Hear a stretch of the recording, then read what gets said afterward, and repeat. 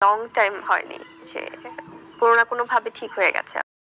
গতকাল বুবলির একটি সাক্ষাৎকারে বুবলিকে সঞ্চালক প্রশ্ন করেন, তোমাদের যখন সোনালী দিন ছিল তখন সাকিব রেগে গেলে তুমি কি করতে এবং তুমি রেগে গেলে সাকিব কি করতে, যদি পুরোপুরি আমাদের সাথে একটু আলোচনা করতে।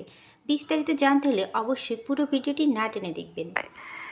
তো ওই বুঝে নেওয়াটা আসলে মাঝে মাঝে মনে হয় যে এটা বললে তো আরো ইজি হয়ে যায়। এরপর আবারও প্রশ্ন রাখা হয়, দেখো যখন সাকিব বেশি রেগে যায় তখন তুমি কি করো, তুমি তখন কি চুপচাপ হয়ে যাও না তুমিও রেগে যাও?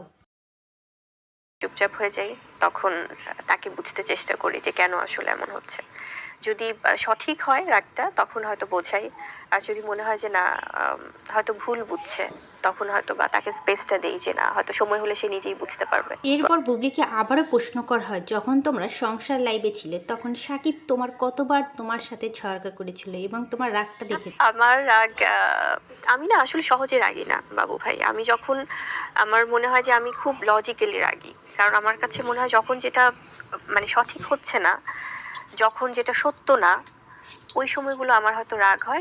রাগটা কি আসলে মানে রিয়্যাক্ট করি আমি যে this is not right actually. ওই সময়টা তখন সে আমাকে খুব মানে দেখা যায় যে বোঝানোর চেষ্টা করে। এরপর সঞ্চালক আবারও প্রশ্ন করে, যখন রাগ বা অভিমান হতো তখন তোমরা কতদিন না কথা বলে থাকতে, এ বিষয়ে যদি আমাদের সাথে একটু বিস্তারিত বলতে। লং টাইম হয়নি, যে কোনো না কোনোভাবে ঠিক হয়ে গেছে আবার। আগে আগে এগিয়ে আসতো কে, তুমি না Shakib? Most of the time উনিই এগিয়ে আসে আসলে।